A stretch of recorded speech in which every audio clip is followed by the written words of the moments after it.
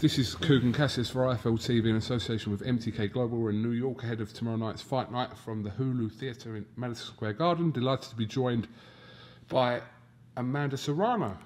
Hi. How are you? Feel good now that I have some food in me. All weighed in and yes, ready to go? Yes, ready to go. I feel excited. I'm pumped.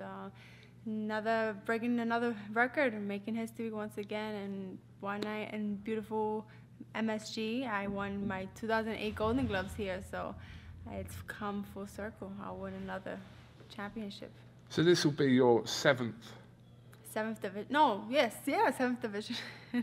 Yeah, I still have little diet brain. Yeah, 7 divisions. How does this compare, fighting for your 7th, to when you compete for your first world title?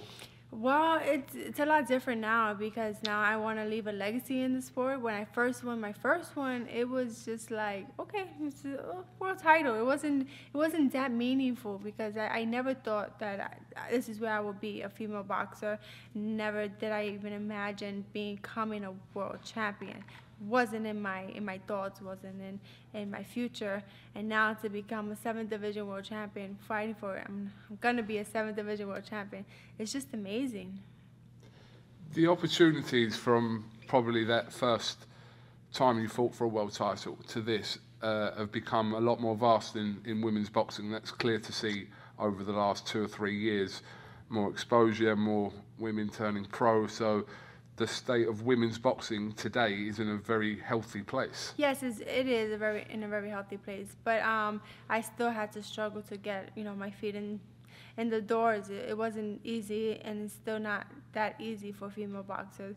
And I had to struggle. I had where I was fighting for $1,500 or $1,000. I never had a silver spoon fed to me. So me and my sister, we fought for practically nothing, even for world titles. So, we literally had to fight our way up, and just to be now with Matchroom Boxing and The Zone, and always with my promoter, Luda Bella, it's just a nice light at the end of the tunnel for female boxing. How long have you been professional? 10 years now. 10 years. 12 years total boxing. This is my 10th year. It'll be 10 in March.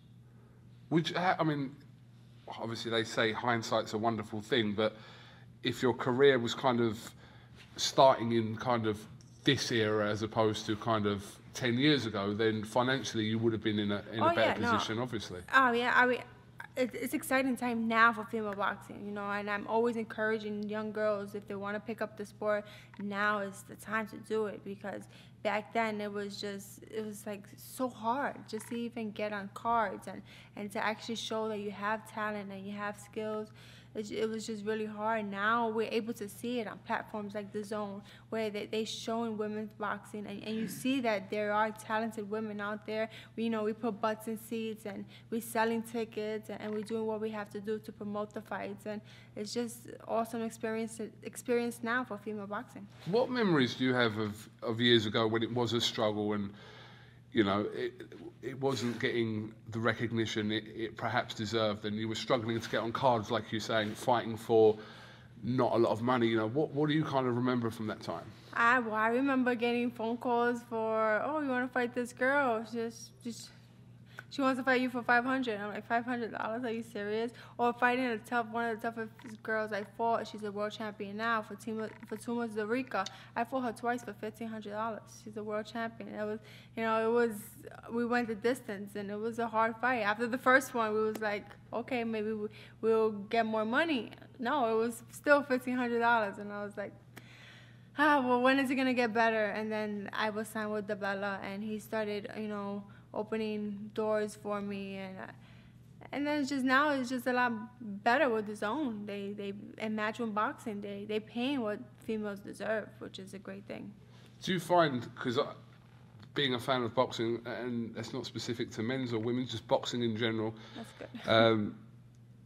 I find that speaking to some people, it doesn't matter what they're watching. They're watching it with a mask that won't allow them to enjoy a woman's fight. And that's the kind of attitude they have regardless of what happens. Yes, some people do that, and it's not, it's not it's not fair for us female boxing. I mean, we're doing the same thing, and I hate saying it. It's like obvious. Yes, we're getting punched in the face. You know the stuff that I had to endure to make 7th division, like going down to 115 pounds, all the way from 140 pounds. My last boxing fight, I won a championship at 140. Going down to 115, the damage I had to do on my body, the sacrifices I had to make to do it. And people don't realize it. You know, we're girls, you know. Our bodies are made to bear children. So we don't have the same, you know, stuff that the men do. So it's just a lot harder for us. And we're running the same amount of miles that these guys are doing. We're punching the bag, we're sparring. It's just like, when is it going to be not just female and males? When is it going to be just boxing? I mean, Eddie Hearn always talks about it, and he always kind of says the same thing, that don't look at it as a woman's fight and put a tag on it. Just look at it as a fight. Yes, exactly. You can see the talent that we have. You know, we're throwing the same punches. And honest to God, I believe some of the females that I've seen look better than some of the men that they put on TV. And I'm like, are you serious? Like, I could be there, or my sister could be there. Like, any of these talented women can be up there. And then they want to show men. I don't know. It's quite interesting that you and your sister Cindy obviously fight professionally. Talk to me a little bit about your relationship with your sister. I'm assuming you are close. No, we're extremely close. It's because of her I started boxing, obviously. I mean, when she started, I was 12 years old. Always in the gym with her, watching her, you know, her success. And when I turned 18, I decided to actually go through with it and actually fight. It took me a while because I seen her struggle, and she tried to persuade me. Her and my trainer tried to persuade me not to do it, because they knew it was hard, especially that time for female boxing. There was no future for them. So he was like, no, don't do it. But now that I'm 7th division world champion, he would never say that. But you know, we're so close. Like, we're great sparring partners. She motivates me, I motivate her. And right now, I can't wait to go home. She made me baked ziti. That's our routine. Every time I fight in New York, she makes me baked ziti with garlic bread. What is that? And baked ziti, never had baked ziti. I've never heard of it. It's pasta. Oh, pasta. Okay. Yeah, so ground beef, meat in it with cheese, and it's delicious. Like, can't wait to go home. I notice you talk about food a lot as well, Amanda. So, at what point, kind of, when you were young, did you actually realise that this is what I was going to do, or you were going to do? Never. It took me, like I said, when I was 18, I decided to actually go through with it. When my sister started fighting, I was 12, 13 years old in the gym. I had my first job at a boxing gym, and I would just see the people come and go, and I've gone to a lot of fights, and I've seen fights. But actually, when I decided to do it was when I was 18. I signed up for the Golden Gloves. The same exact day I signed up, it was the same day I started training. Does it seem like a long time ago now? Now it does, yeah, because the struggle of boxing, and I've been doing it. It feels like such a short period of time, but it's been such a long time. But I've been just dedicating my life. Like, I sacrifice everything. I don't have a phone, don't have a boyfriend. I don't, this is my life. I don't go out to drink. I don't smoke. This is my lifestyle. Did you say, sorry, of all those things you said you don't have a phone? That's the funny. Everyone stops and says, you don't have a phone? I said, I never had a boyfriend, never, and that's the only thing people stop at. I never had a phone. No, I don't have a phone. I believe that I don't want any distractions in my life, and phones, like, you see people walking down the street bumping into cars, bumping into wars, and I'm like, I don't need it. So, do you mean you don't have a phone when you're in camp? Or no, at all. At all?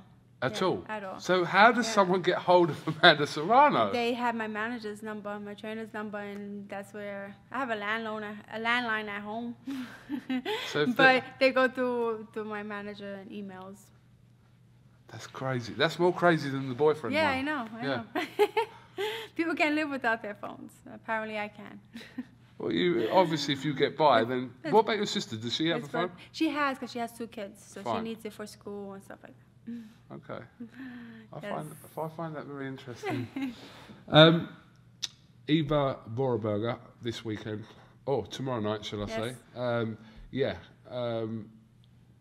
They were saying at the press conference champion in her own right. Luda used that expression, so did Eddie Hearn. But talk to me about this challenge tomorrow. Well, I'm happy that she took the fight. Unlike the champion, she didn't want to fight me, so it became vacant. So Eva said she'll fight me, and I'm glad that someone actually took the fight. I'm glad that I'm fighting for my 7th division. And I mean, she's a tough girl. I mean, if she's coming to fight me in my hometown, Madison Square Garden, she has to have something in the bag. So that's how I see it. I see she knows something about me, maybe that I don't know for myself.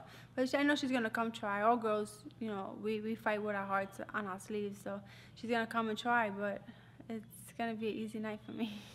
Okay. I'm hungry, and I just want to go right through her. We heard you say that. That was a I'm going to go through her like my favorite burger in Jackson Holes. I'm from the UK, as you can tell probably from the accent. You definitely can. And I appreciate your fighting tomorrow night, so the talk of any other potential fight, regardless of who it is, but I do need to ask you about a fight that you've been linked with for a long time that is potentially going to happen this year with a certain Miss Katie Taylor. Of course, Katie Taylor. I'm just concentrating one fight at a time. Right now, Vero Burger is in front of me, and I got to go through this fight. Making 115, coming down from 140. That's my concentration. This whole camp was nobody but the 115-pound championship. And when that comes, whenever that fight comes along with Katie Taylor, then I'll be glad to talk about that fight. That's fair enough. How do you do that with with the dropping of the weight like that? I mean, it's crazy. Yeah, no, I had actually my MMA coaches, because I am an MMA fighter as well. They came down from California, and they helped me with this weight cut.